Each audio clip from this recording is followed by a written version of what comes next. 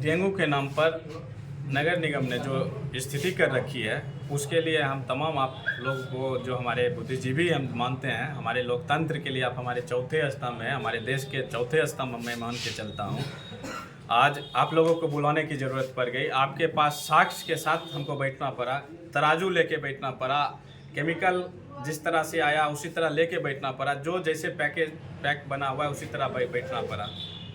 Dengue के नाम पे हमारे शहर नगर निगम के अंदर में दसों हजार आदमी डेंगू से पीड़ित हुए हैं। सरकारी आंकड़ा और डाटा क्या कहता है उस पर हम नहीं जा रहे हैं, लेकिन आज की जो स्थिति है, हर घर डेंगू से 1, 2, 3 आदमी प्रभावित हैं और डेंगू के नाम पर उनका इलाज हो रहा है प्राइवेट अस्पतालों में। इवन इतना ही नहीं, बेगूसराय सदर अस्पताल की जो स्थिति रही, प्लेटलेट सेपरेटर मशीन नहीं रहने के कारण प्लेटलेट चढ़ाने के लिए लोग, हमारे अभिभावक, हमारे छोटे भाई, हमारे मित्र को पटना भागना पड़ा। बड़े बड़े अस्पतालों में लाखों रुपये कर्ज लेके प्लेटलेट चढ़वाए और स्वस्थ होकर बेगूसराय आए।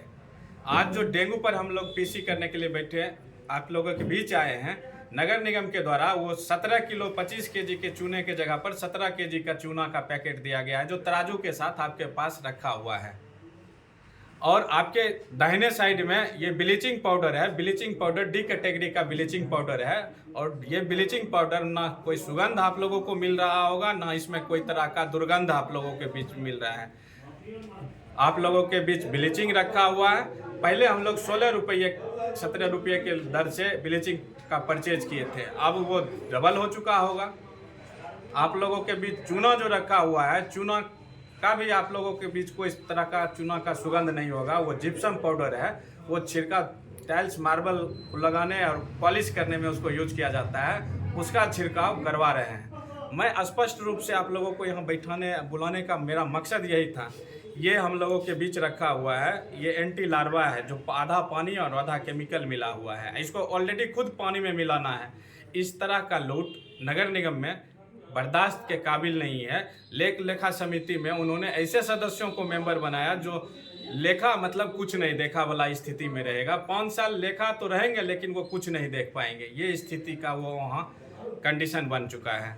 रही बात डेंगू के नाम पर, सुबह उठते हैं हमारे मेयर साहब के पति स्वघोषित मेयर, सुबह उठते हैं, नगर निगम आते हैं। नगर निगम के सफाई का बजट विगत के कई महीनों में कई गुना बढ़ चुका है, लेकिन सफाई की स्थिति आप लोगों के पास देख चुके हैं कि जस से तस बनी हुई है और उसी तरह है।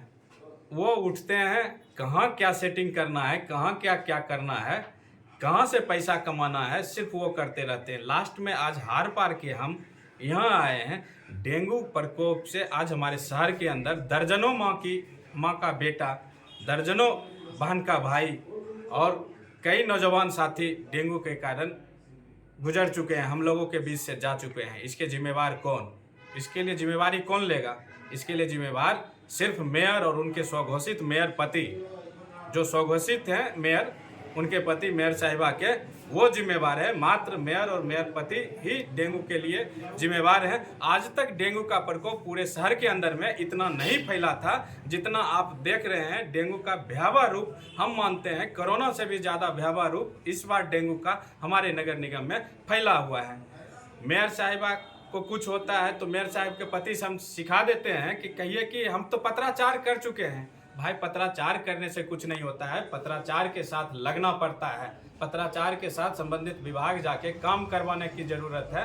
पत्राचार तो कोई आम आदमी भी पत्राचार कर सकता है किसी संबंधित मामले को लेकर, लेकिन आप एक शहर के प्रथम नागरिक हैं और आपका जाना और आपका काम कराना अलग चीज़ है। उन्होंने स्वास्थ्य विभाग के ऊपर बोला कि स्वास्थ्य विभाग हमको मदद नहीं करता है। मैं बता देता हूँ, 2011 से लेकर अभी तक स्वास्थ्य विभाग स्वास्थ्य के मामले में नगर निगम क्षेत्रों में कुछ नहीं किया है। डेंगू हो, कोरोना जैसे मामलों में भी कुछ नहीं किया। नगर निगम को स्वतः आगे बढ़ के अपनी काम को करना पड़ा, लेकिन जब स्वास्थ्य विभाग कुछ नहीं किया तो हमने एक हाल के दिनों में अपने नगर आयुक्त को देखा कि सिविल सर्जन के साथ कई गली में, कई मोहल्ले में जागरूकता फैलाते हुए देखा। लेकिन वो पत्राचार करके कर रही है कि स्वास्थ्य विभाग, नगर निगम हर चीज़ में कैपेबल है, ऑटोनोमस बॉडी है, स्वतंत्र बॉडी है। नगर निगम जिस तरह हम लोगों का विधानसभा है, उसी तरह हमारे शहर, हमारे जिला के लिए नगर निगम छोटा विधानसभा है। इसका अपना बजट होता है, इसको अपना काम करने की स्वतंत्रता है। हर सेक्टर और हर फील्ड में ये काम कर सकता है, लेकिन ये लोग काम के जगह लूट मचा के रखे हुए हैं, और जब काम लूटने के टाइम गड़बड़ा जाता है तब ये किसी न किसी के ऊपर मनगढ़ंत आरोप लगा के ये भागते हैं। ये लूट नगर निगम के क्षेत्र के जो हमारे तमाम जनता है, उनकी गाढ़ी कमाई, उनकी टैक्स को जो ये लोग लूटने की तैयारी कर रहे हैं, तो उसको रोकने के लिए, उसको लूटने नहीं देना है, इसके लिए हम लोग आज प्रेस कॉन्फ्रेंस में बैठे हैं।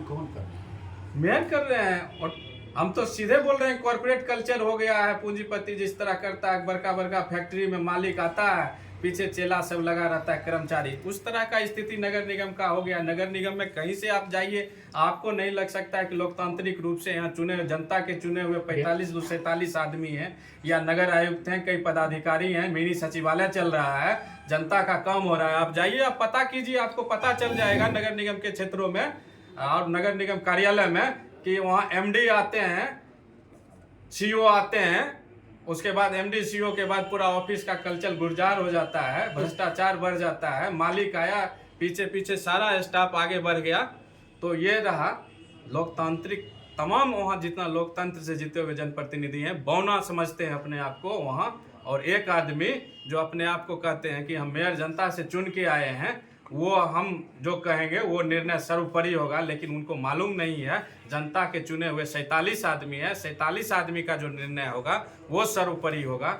1, 2 आदमी, 5 आदमी को आप अपने आंख से डरा दीजिएगा, सबको नहीं डरा सकते हैं। आप अभी बोले सब वहाँ पे पार्षद जो है बौना साबित हो रहे हैं, तो क्या आगे जाके आप इस्तीफा दीजिएगा? अगर नहीं नगर निगम लड़ रहे हैं ना, सब लड़ रहे हैं, सामूहिक इस्तीफा इस्तीफा देके दीजिएगा? हम